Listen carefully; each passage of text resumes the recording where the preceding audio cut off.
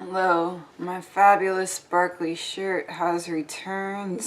So I really don't understand what the fuck took me so long. I've known about the existence of Pose for a while. I knew that it was about this ballroom culture in the 1980s. I've not seen very many other things about ballroom culture. I looked at the in media section on Wikipedia and there are like 4 other things that are also about this particular subculture. But one of my favorite documentaries ever is Paris is Burning. If everybody went to balls and did less drugs, it'd be a fun world, wouldn't it? I was assigned to watch it for class. I took a class on like the intersection of race, gender, and sexuality. Good documentary to watch for that class. And then I watched it again with audio commentary. I watched it again with my roommate, watched it again with a friend. I fucking loved it. Paris is Burning became one of my favorite documentaries because, okay, during college, during life in general, but college has a way of showing you how widespread things are and that it's not just you and that the personal is political and all of this shit and it's connected to all of these like systems of oppression and how they can just really fuck things up and create trauma. And then when you don't have access to healing from that trauma in a constructive and positive way, you might deal with that trauma in a very destructive way that hurts you, that hurts your community, and then it cycles and it becomes worse and worse and worse and worse. And I just really like that this documentary existed and showed that I think most of the people in that documentary had experienced significant trauma. Seeing that they're part of a community where they can love each other and uplift each other even if they had been kicked out from their families. They have their own families who will love them and support them as they are. You go in there and you feel 100% right as being gay. And that's not what it's like in the world. It's not what it's like in the world. And I thought that that was very beautiful. Also, I really like the idea of living out your fantasies, that you don't have opportunities in this life to become an executive. So you're not going to see much media representation of people like you reaching all of those goals. But you can create your own representation of that by walking in the balls. Black people have a hard time getting anywhere. And those that do are usually straight. In a ballroom, you can be anything you want. You're not really an executive, but you're looking like an executive. And therefore, you're showing the straight world that I can be an executive. I don't know. I really loved it. I really loved it a lot. I remember my teacher had a little bit less love for it. He pointed out a couple of criticisms. I don't remember everything that he pointed out, but I think one of them was like the perspective issue that a lot of people have with the documentary of it being made by a white woman who's like outside the culture. And he also mentioned that AIDS wasn't mentioned at all in the documentary. And then I went back and watched and I was like, oh yeah, that is kind of weird considering that it's set in 1980s in New York with gay men, trans women of color who are poor. Some of them were sex workers. Like, of course, some of them would have been affected by the AIDS crisis at that time. Anyway, a lot of the things that I really liked about Paris is Burning definitely present here in Pose. Also, a lot of the criticisms that my professor made and that other people have made about Paris is Burning, I think that they've definitely been addressed with Pose. This is a show that made history with the largest cast of transgender actors in a scripted series. We have a lot of diversity on screen, but also off screen. There's more self-representation, I guess is what I should say. Also, the AIDS crisis is most definitely mentioned in this and it's very relevant to the story in Pose. So for example, we have Blanca who tests positive for HIV in the first episode. After that, she decides that she wants to form her own house. So she decides to leave the house of abundance, does not get Electra's blessing on her way out. Nope. And then she meets our boy Damon. Damon serves as like a window into this culture. Since he's new, then other characters explain everything to him. And by extension, they explain things to the audience. Anyway, he gets kicked out of his home for being gay, but there's a light at the end of the tunnel because he meets Blanca and she accepts him for who he is. She's been through something similar as a trans woman and she celebrates his good dancing skills. She pushes him to go to school for dancing. She gives him a home. She gives him guidance. She gives him a sex ed talk that is relevant to him, even though he did not fucking listen to that sex ed talk. I mean, can we just talk about Damon for a minute? Because, like, I'm sorry, he was told in episode 1 to wear his fucking backpack on his back, and I'm seeing all of these examples of, you're not wearing your backpack here, you're not wearing your backpack there, you are wearing it, but why is it over one shoulder? You need to put it over both fucking shoulders. And no wonder he got robbed. And I'm really glad that when Blanca gave him her information, he put that in his jacket pocket and not in his backpack, because if he put that information in his backpack, who knows what the fuck he'd be doing by now. Yeah, but anyway, he didn't listen to that advice, didn't listen to the sex ed advice. Just promise me you'll protect yourself. There's a virus out there, and if you catch it, it will kill you. I'll be honest, I was very worried when we were first introduced to Ricky. Actually, I wasn't worried in the episode where they met. I thought all of the flirting and all of the banter and shit, that was really cute. Excuse me. Oh, okay.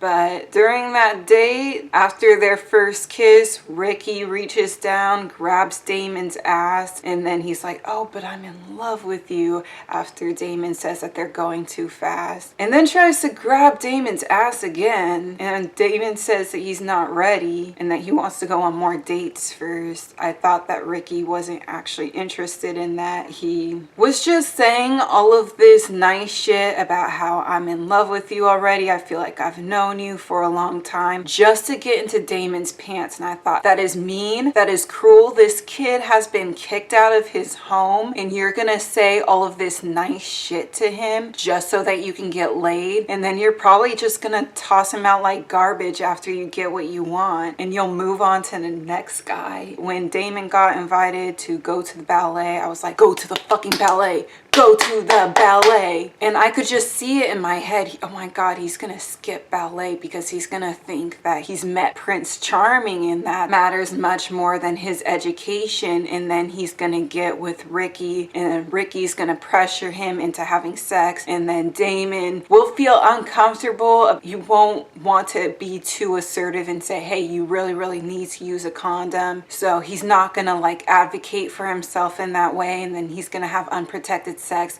and then he's gonna get HIV, and then he's gonna have to drop out of school because he's sick because he has HIV. And none of that shit would have happened if he had just gone to the fucking ballet and ditched his date. So when he did in fact ditch his date, I was like, yes, hell yes, that is what you need to do for your future. But then it turns out that Ricky's actually a nice guy. And in episode 4, when Damon was coming down with the flu, I felt bad for both of them. I felt bad for Damon that he might get HIV, but I also felt really bad for Ricky that he would have to deal with the guilt of knowing that he gave a loved one this horrible illness. But anyway, at the end of the episode, Pray Tell invites the boys all out for breakfast and says, we're all gonna get tested. And I was like, hold the phone, bitch. Why did you not invite my girl Angel? If anybody needs to get tested in this house, it's her. I swear to God, Angel pops up to deliver this scary fucking shit about AIDS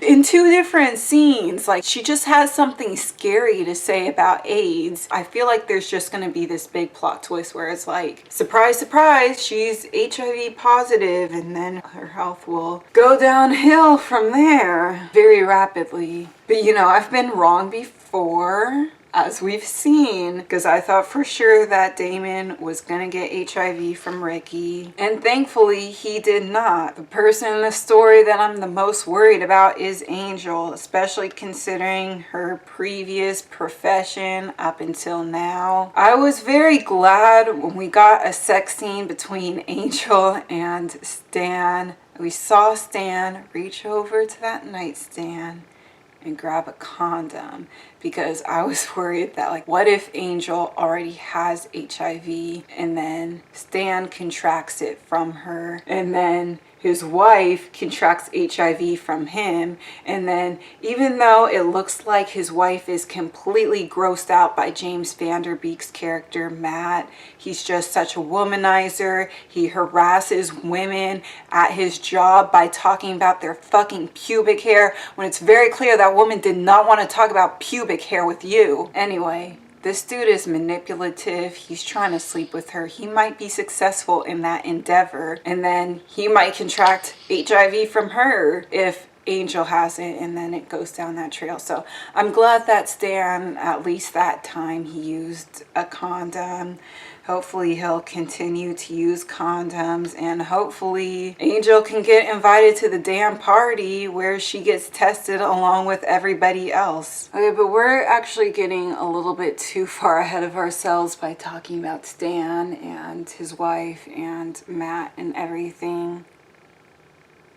Let's talk about Angel. I mentioned that Damon is not the best at following directions, but this girl... I'm sorry. Rules. Yes. Education is key if you want to get ahead in this world. Listen, and you need to be safe, so leave them white boys alone. No. I've not yet seen Angel take a single Flintstone multivitamin. She is not pursuing an education, and she is for sure not staying the fuck away from those white boys. Well, at least that one white boy in particular. I will say about Stan, he grew on me. I ended up liking him a lot more than I thought I would, but that's because I had some low ass fucking expectations, because when we first were introduced to Stan, like, honestly, I thought he might kill her. I was really worried for her safety. This scene where he takes her into a hotel and asks her to take off her skirt, so nerve-wracking for me. I was looking right at Stan, and that did not look like a positive response, and I was worried that he was shocked and that he was angry and confused and grossed out or whatever the fuck, and that he did not know that he was inviting Angel's little friend to the party.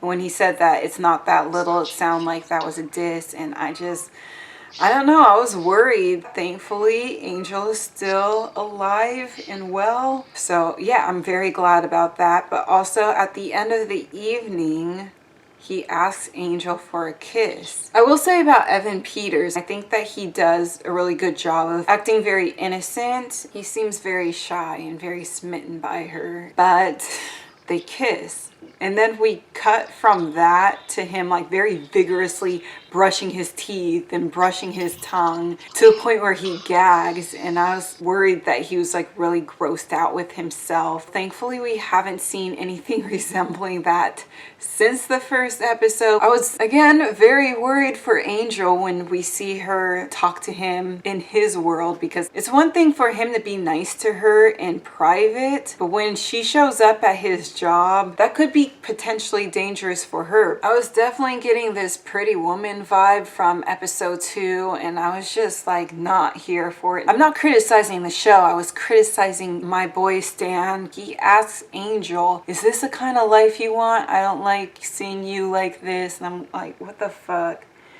You're allowed to go to her work and take her out for lunch, but she can't show up at your work and take you out for lunch. He wants her to want more for herself, and he doesn't like seeing her like this, but that's the only context in which he's willing to see her. You know what I'm saying? He seemed to think that she was in the position that she was in because she doesn't want enough for herself or whatever the hell. And it's like, no, it's because people like you tell her this is your place. Your place resides in the shadows and not out in the open with the rest of society. Because when she travels outside of the sex work realm and tries to enter into his world, she faces job discrimination because she's not even allowed to apply to work in the store. And then when she tries to talk to him, she's given a very clear and direct message to know your place. Also, I have this pet peeve. I feel like you give up your right to criticize somebody for being involved in sex work if you consume the product that they're producing and you're creating a demand for that to be produced.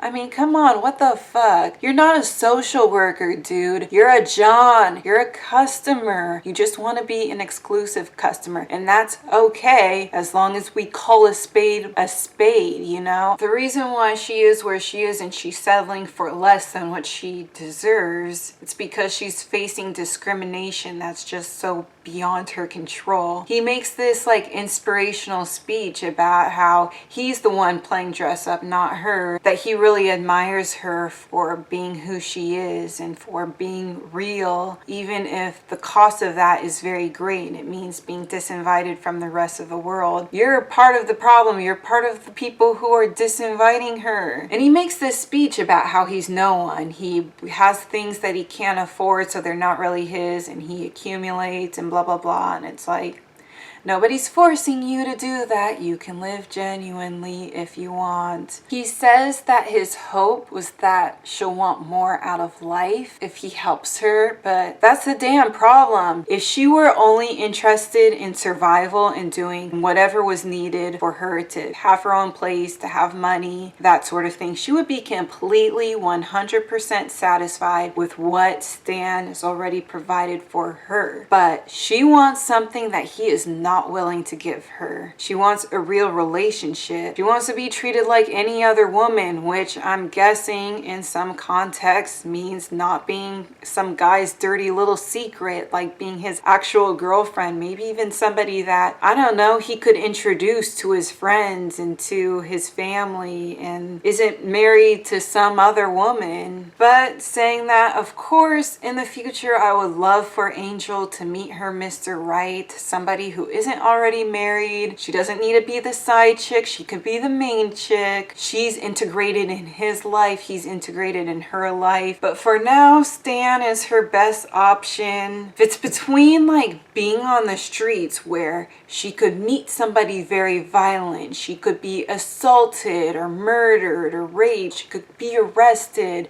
she can contract HIV if she doesn't already have it from having multiple sex partners. It's so much safer for her to have one sex partner, to have her own place, to be with a guy who's actually nice and genuinely cares about her, which I do think that Stan definitely does. One of the things that I would be worried about with him buying an apartment for her, I guess it would be the issue of control and power. My main worry would be that he would be like Detective Stabler over here. I gave you a real life and you repay me by going against my wishes and doing something that I personally don't want you to do. That if they ever get in a fight, he can basically have the ultimate trump card of saying, hey, I pay the bills, not you. But there was a scene in episode 4 where she looks him in the face and she says, Get out of my apartment.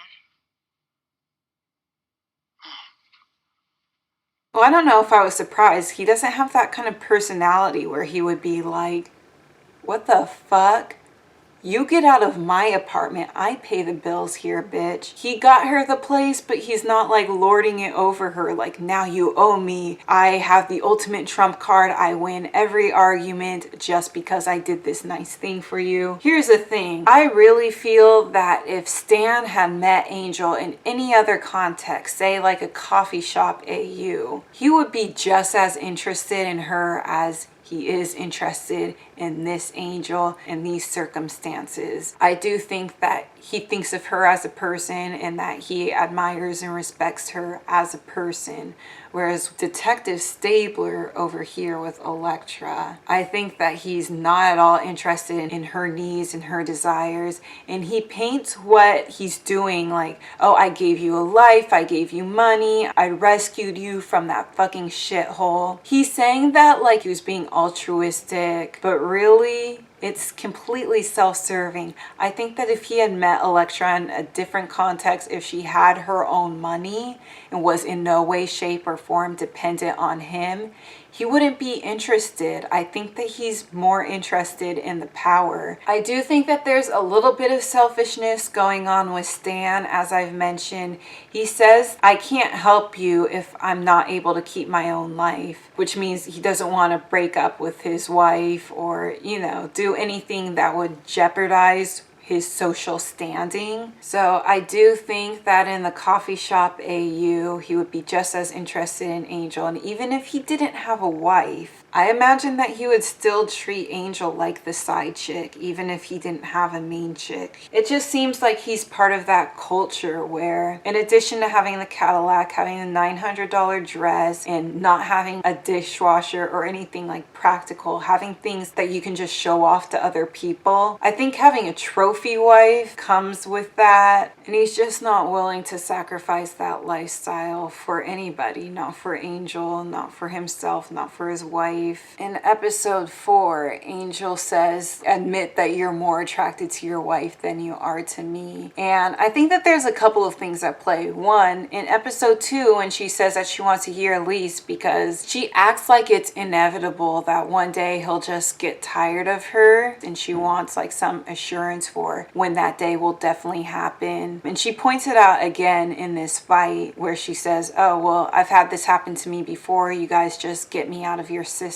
I think that she's had a lot of experience with guys who just see her as this sexual object and not as an actual person. And once the exoticness of that wears off, then what am I doing with you? She gets discarded for that reason, and she's just sure that that's going to happen here. But also with his wife and the coffee shop AU, where he would still go for marrying or dating somebody that he could show off to other people as like, look, this is my normal family. So I wasn't around in 1987. I was born around season 2 of the show. Personally, the first time I ever saw any trans people on TV ever was Jerry Springer, and it was a situation like this. It becomes this thing where like you never see a cis man and a transgender woman together out in the open, then other people won't come to the conclusion that that's normal, especially if they only find out about these relationships through some scandal, Jerry Springer type of shit. Angel was very pissed off when Stan told her about how he found that pornographic magazine back in 1976 when he was in college. I'm a pornographic magazine come to life. That's not fair. That's not what I said. Am I real to you at all? Yes, you are more than real to me. We established the whole job discrimination thing. He's not gonna meet a trans woman, an open trans woman at his job, probably not in the suburbs where he lives, and then not in any media that isn't pornographic. Probably would only know that trans women existed just because of pornography and just because of other sex work. So then that would then create this idea of trans women being like very over sexualized. I also have this problem with pornography similar to what I just said with Jerry Springer. There's this very small box of what's considered normal for you to be like sexually attracted to, and everything else it's treated like you have a fetish. I think that things would be completely different if they were in a completely different culture where Stan could just know transgender women in any other context, find out in a completely normal way that, oh, just as he is heterosexual, he's attracted to cisgender women, he's also just as attracted to transgender women. Doesn't have to be this big thing, it doesn't have to be scandalous or whatever, but I think that that's just not the culture that he's in right now. So I gotta say, I really love this scene in episode 4 because it was so damn messy. Angel was contradicting herself, she was yelling about different things. He just looked completely dumbfounded, like nothing I could say could possibly be right, because she's already insecure, I think, because of like past experiences and, you know, dysphoria and just being the side chick when she really wants to be the main chick, and all of that's coming to the surface with this fight. And he's like, nothing I can say or do will make this woman happy. What's going on? Anyway, if he's willing to pay for plastic surgery, I would prefer that she let him, because I do not approve of her going to these shady people. I've seen too many episodes of Botched. I've not just seen people like do these back alley silicone procedures and end up on Botched. I saw one trans woman end up on fucking Dr. G medical examiner. Hours before she dies, Kim participates in a dangerous ritual known as a pumping party. where unscrupulous medical practitioners inject Kim's breasts with store-bought silicone.